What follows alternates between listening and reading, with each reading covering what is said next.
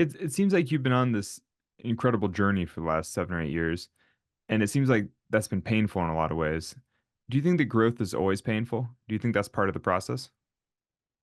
Yeah, I feel like change is uncomfortable for everyone, and growth is a inevitable part of that process where, like, if you want to be better, if you want to progress further in anything, you're going to have to come in contact with change. This is Climbing Gold. You recently wrote about the arrival fallacy on Instagram. Can you talk about that? What is that? Well, the arrival fallacy is basically that feeling that once we accomplish our goals, that we'll be satisfied, we'll be happy, we'll be able to move on and like keep going. And it's a fallacy because that feeling just never really comes really when you're achieving your goals at that level. Because each time you achieve a goal, like there's always some level of like, I could do better, like I could push further. Was that hard enough? Did I set my goals high enough? And I feel like that's just a complex that I've been coming in to contact with a lot more often now because I just set these goals thinking that, this is the next level. And if I can push through this, then I'll be able to like say that I'm at my peak or, be able to like, I don't know, like I thought these goals would be so much higher and harder to achieve for myself. So the fact that I've been able to achieve them so quickly is kind of felt like, wow, that's amazing. Like I'm physically fit, but it's almost like that slight like unsatisfying feel of like, well, was this a goal like worth setting? Like, am I not setting myself up for like what I could accomplish? Like, maybe this was too easy. Maybe I chose routes that were too soft. Like, I don't know. It starts like chipping away the legitimacy of all the hard work that I've done. And I feel like it's such a lame thing to do because it doesn't discount like how many hours I spent in the gym, like how much work I had to do mentally and physically to like overcome these barriers. But I just feel like, I don't know. I felt like it should have I don't know how to say this in like a humble way, but I felt like these things should have taken longer. They should have been more long-term goals. I should have had to work harder, and because they came so soon, it's almost like I'm not doing enough. I don't know. Do you generally find it hard to celebrate your successes? Um, S I think so. I feel like I felt that way even as a kid. Like, I mean, it doesn't matter what level it was, whether it was nationals, whether it was worlds. Like, if I was able to do really well, I feel like I've never really felt super satisfied with like just winning. I feel like for me, satisfaction comes when I feel like I've given every ounce of my ability to something and I've been able to push through those barriers in order to achieve it. And so I feel like, yes, I definitely have moments like that, but I don't know. I just sometimes I feel like, well, if I could achieve this now, what more could I achieve? There's always, a bigger goal over the loom or there's always something higher I could strive for, and so I feel like, I guess, and on one hand, that pushes you to be better and to work harder to achieve higher goals, but on the other hand, it's like, I don't know, it could become a slippery slope where you never feel like you're satisfied with your accomplishments and, like, you're kinda just, like, depressed with, like, what you're doing at the moment. I don't know. It seems like you've been on this incredible journey for the last 7 or 8 years, and it seems like that's been painful in a lot of ways. Do you think that growth is always painful? Do you think that's part of the process? Yeah, I feel like change is uncomfortable for everyone. And growth is a inevitable part of that process where, like, if you want to be better, if you want to progress further in anything, you're going to have to come in contact with change.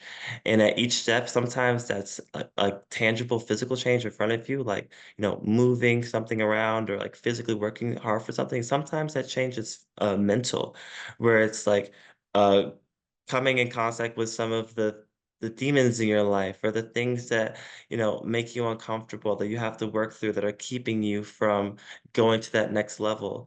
And when you have to ask yourself those hard questions, when you have to push through those mental barriers, you have to force yourself to be in uncomfortable positions that you never wanted to be in to begin with. So I feel like that process has been really like interesting and difficult at times. But I'm so grateful that I put myself in that position because once I was able to work through them, I feel like the floodgates have been able to open for what I believe is possible for myself, not only just, on the wall with the rock, but, in my life in general, whether it's, pushing for more with my nonprofit organization or, pushing further in like my life and my career. I feel like I'm really grateful that I was able to do that.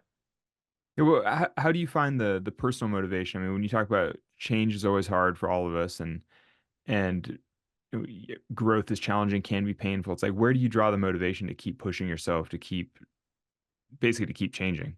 Like to dive back into try hard, to train. I mean, and even just the day to day, like the grind. I mean, like, where do you draw motivation?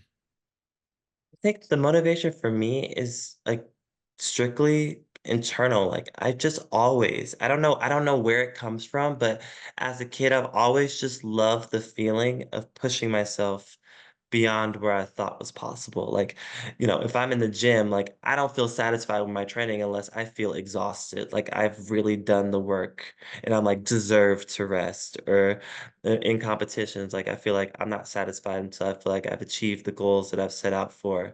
And so I don't know, like that feeling of like constantly pushing myself beyond like, I guess physically I thought was possible and mentally I thought was possible. Like it just feels satisfying. Like it's hard to sometimes put in words. And so I feel like even now it's like, well, it's almost like, okay, well, if I did this, imagine what I could do if I worked a little harder. If I, raised my reps or changed my program to work a little harder. And that feeling is exciting. It's like what gets me up in the morning. Between what you said about the arrival fallacy and this idea that you constantly love striving. I mean, it seems like you really enjoy the like reaching beyond whatever you've done, like that feeling of striving, trying harder than you thought you could. But I mean, you're saying that success doesn't bring happiness and that you find joy in the striving in the process, whatever. I mean, that's all sort of cliche, like love the process and not the results and that kind of thing. But, are you happy with your results this year?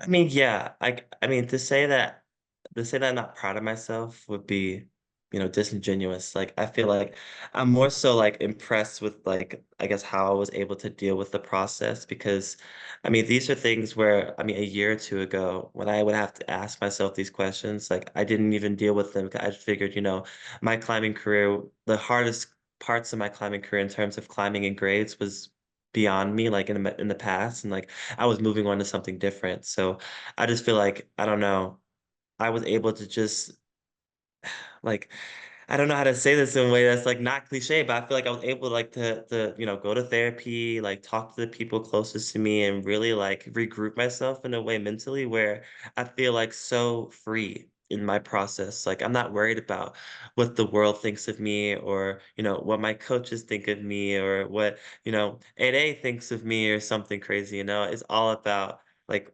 what I want for myself and the goals I set, and if I can satisfy myself in the process, then the rest of it doesn't matter, and I feel like that's a really freeing space to be in mentally when you're working hard and trying to set goals for yourself. Yeah, does it almost feel like you got a second chance at climbing? Absolutely. I feel like, you know, even in my childhood when I felt like so much pressure externally from other people, it was so hard for me to accept failure, not because I didn't know it was a part of the process, but because I was so worried about, what everybody else thought. Like, what people think less of me, what people think that, I'm not a good climber or that I didn't deserve X, Y, and Z. Um, and I feel like that pressure was quite, crippling. I feel like it stunted my growth as an athlete because, I was afraid to put myself out there in certain ways because I didn't want the perception of failure to derail my like, status as a climber.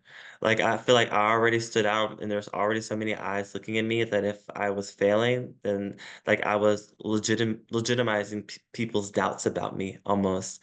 And I don't know, I feel like I carried that with me for a really long time, but I feel like this time around, I've just decided that I can't worry too much about what other people think and put a lot of weight on that because I will always put myself in the box that everybody else thinks I deserve to be in. And I just think that that's not fair to myself. Like I should be able to be the one creating my own boundaries and pushing my own limits, and I shouldn't be allowing people to confine me in that way.